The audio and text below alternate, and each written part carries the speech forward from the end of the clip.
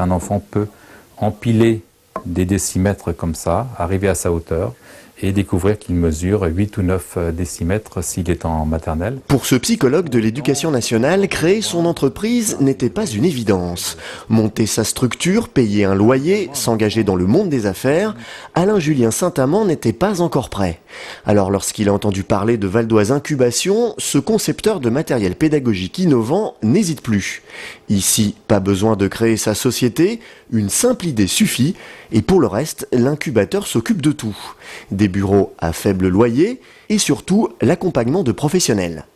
Ici, on a un comité de suivi avec des personnes d'horizons divers, que ce soit des industriels, des gens de la protection industrielle, des gens de la recherche, et ça permet de découvrir ce qui au départ est un peu une jungle, ou en tout cas quelque chose de mystérieux, quelque chose qu'on ne connaît pas.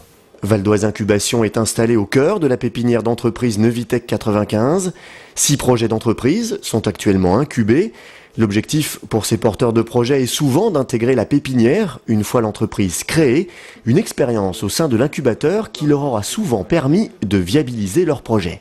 C'est vraiment une transition entre l'idée et la création.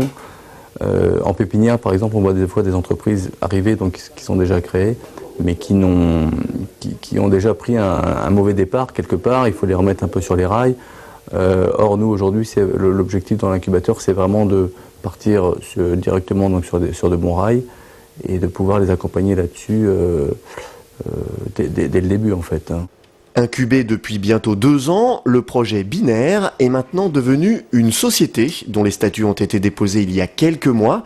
Cette entreprise innovante de capteurs sans fil va intégrer la pépinière cet été et pouvoir ainsi se frotter au marché. Suite à la période d'incubation, ça a été une période favorable pour mûrir, pour que la société puisse mûrir et nous permettre d'être plus solide et donc de pouvoir migrer vers la pépinière avec des locaux plus spacieux.